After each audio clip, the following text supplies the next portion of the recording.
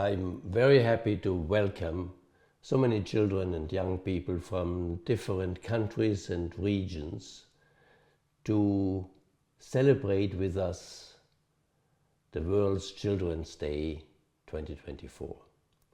The 20th of November is an important date because 65 years ago the United Nations General Assembly adopted the first Declaration on Children's Rights with many different rights, which were then in the next 30 years developed further and led down in the binding Convention on the Rights of the Child, which was again adopted on the 20th of November 1989.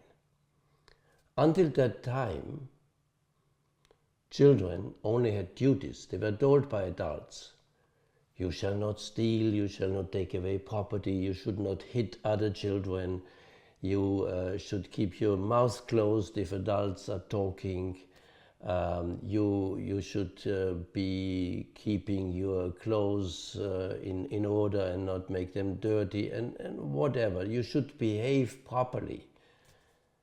And it meant what adults felt was a proper behavior of children.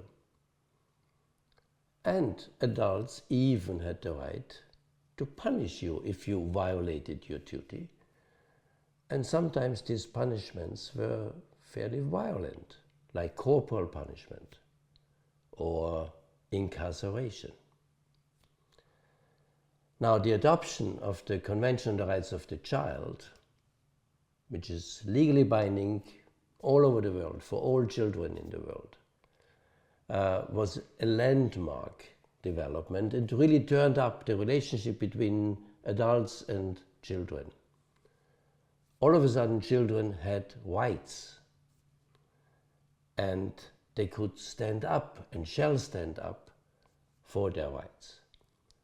So if adults would punish you again by corporate punishment, locking you up, etc., you can stand up and say, no, you're violating my rights to dignity, integrity, privacy, to liberty. You shouldn't do that. And if you violate my rights, I will take action. I will tell it to others what you are doing to me. And if necessary, I might even go to the police or to the courts in order to fight for my rights. Two of the most important rights and principles in the Convention on the Rights of the Child can be found in Articles 3 and 12. And there are three main ideas. The first is that in all actions concerning children, the best interest of the child shall be the primary consideration. That's one. Second, children have a right to express their views freely in all matters affecting them. And third, these views of children shall be given due weight in decision making. So the rights of children to be heard and to participate in decision making means above all that we should listen to children and take their views and your views seriously. We should not listen to you because we want to be nice to you. No, because you have a right to be heard and to participate in the decision-making processes.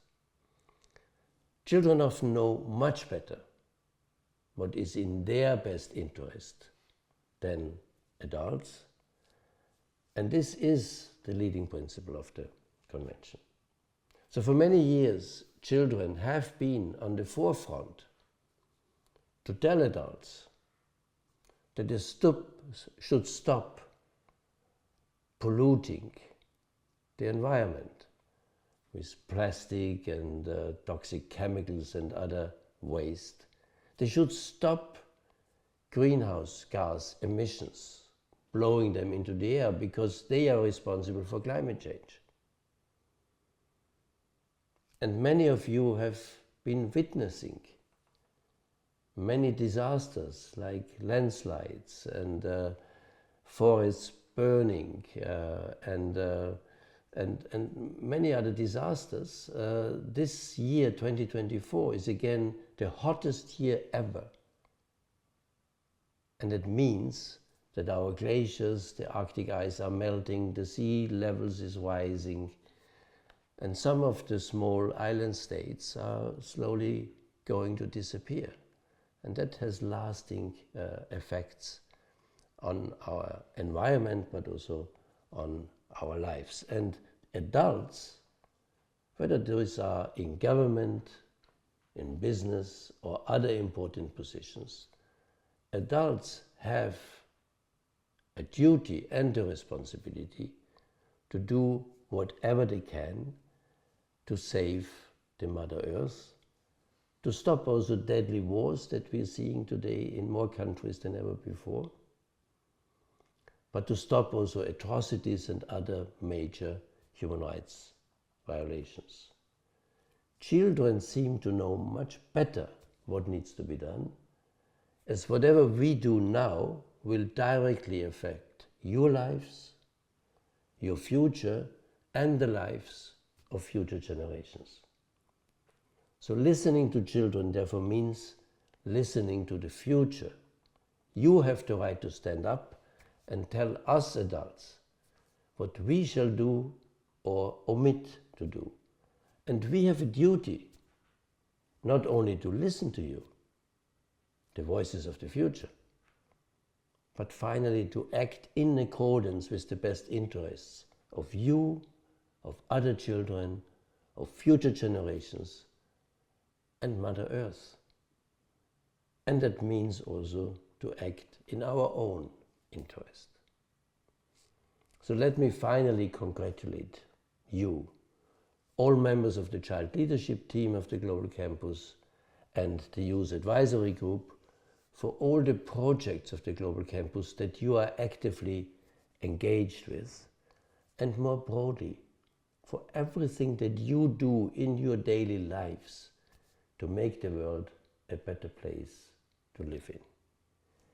You are the voices of the future, and I can promise you that we in the Global Campus of Human Rights, we will stand up for your rights and will ensure that the world will listen to you and will finally realize that listening to you means listening to the future. And I wish you much success in all your endeavors now and in the future. Thank you.